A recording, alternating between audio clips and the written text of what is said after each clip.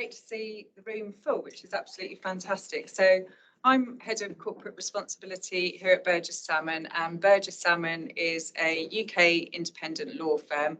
So we have a broad range of legal expertise, proud to say in net zero, ESG and sustainable finance, amongst many others. Just for a bit of business context, we're about 1,000 people, half of which are sort of legally trained. And this is our main office here in Bristol, but we do also have one up in Edinburgh, an office in London, and a small presence in Dublin now. So I don't know how literate people are when it comes to carbon in the room, but just very briefly, for us, Scope 1 really is very simply just to do with the gas heating that we have in our offices. Scope 2 is to do with the electricity that we purchase, and I'm pleased to say we are on renewable energy tariffs at all our offices. And Scope 3 is really everything else in the value chain. Very simple.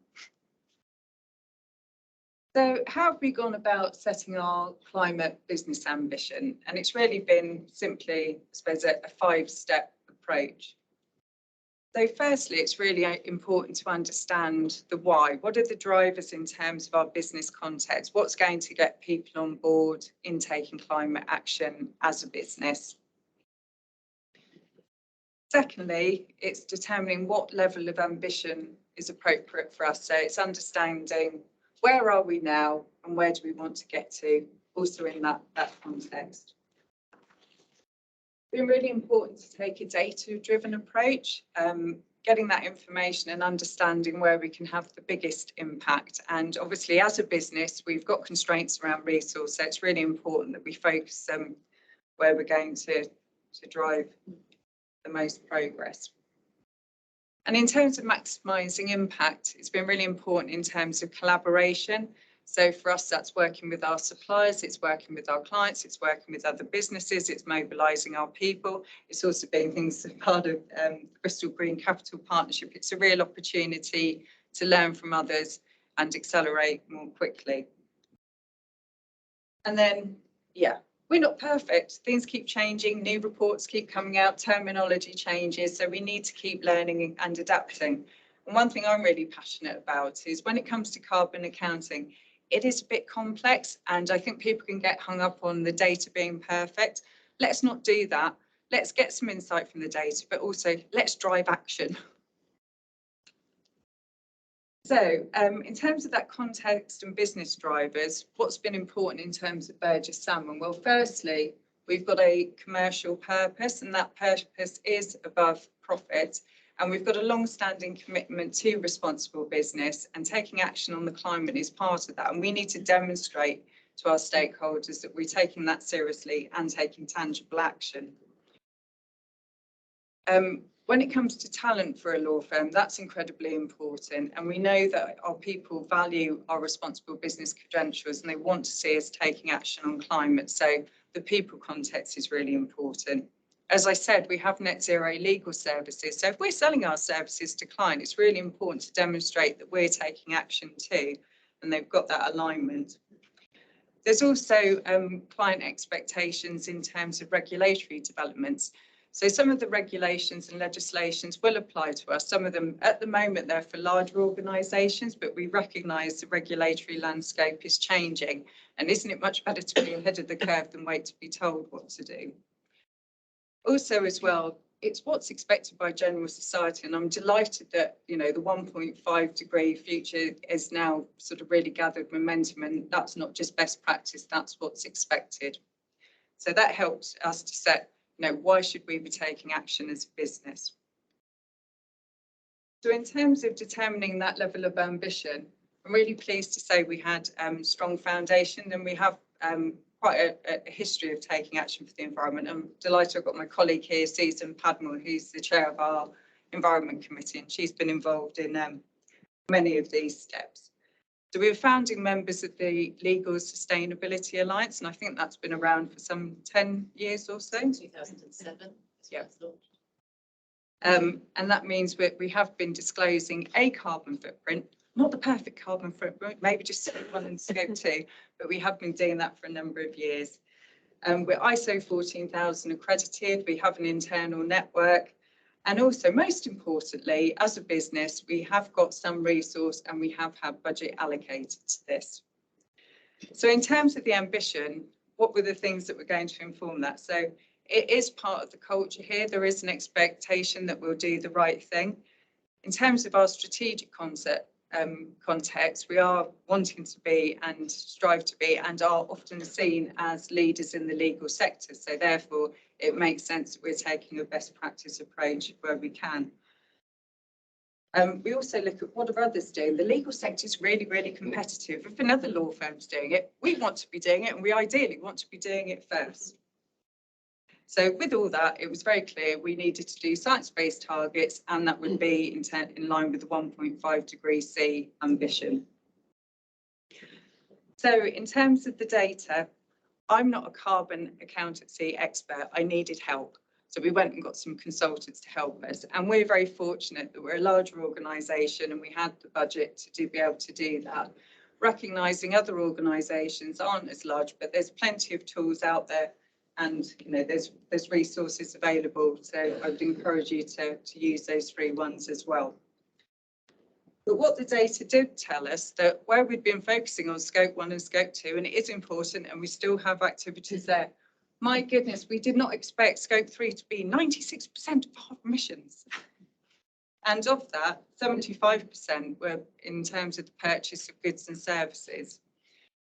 The other significant characteristics were travel. That's both in terms of our people commuting to our offices and also our business travel.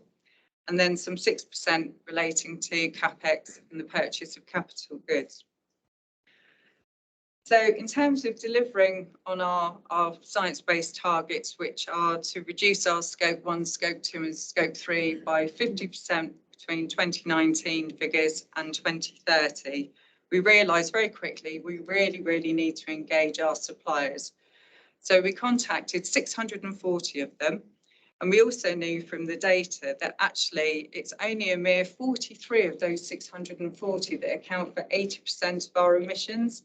So, all of a sudden we can really see where we need to target to move the dial. So as I said, we've got a commitment to renewables, and I'm pleased that we've achieved 100% for that at all our offices. We understand that we've got to move away from gas. So we are advocates for the district heating, and I know there's challenges with that, but that is going to be part of the solution as well.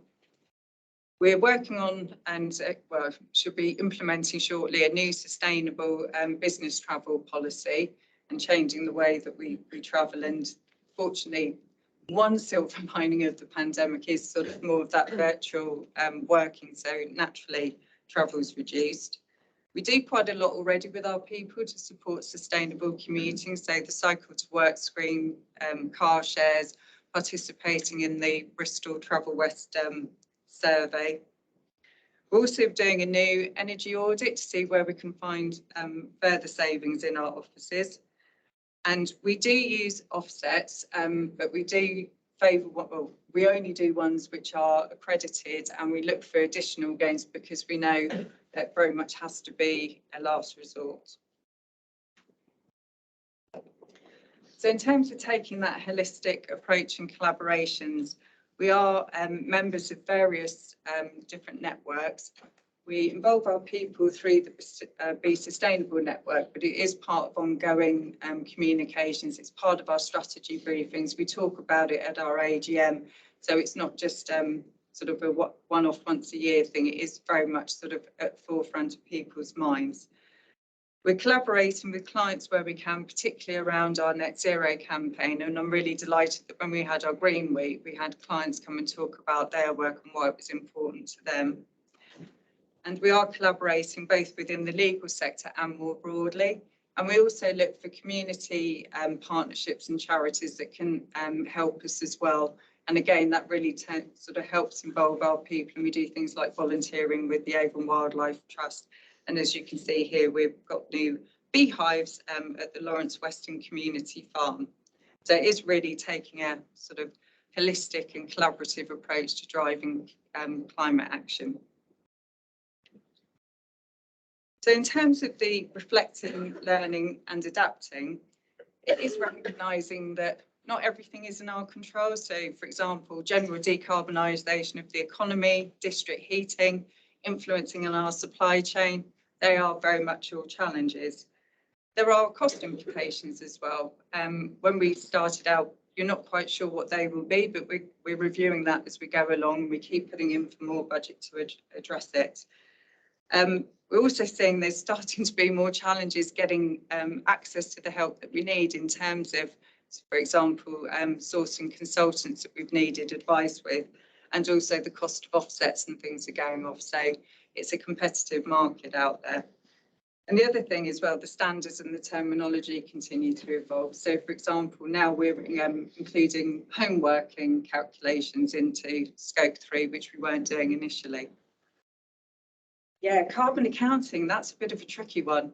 And yeah, we need to build up our carbon literacy and have that sort of expertise probably brought in-house, not just relying on consultants. We're in the process of verifying our data, and we've done something called a readiness review, and that's been really helpful because that's strengthening the quality and the robustness of our data and informing the processes that we have.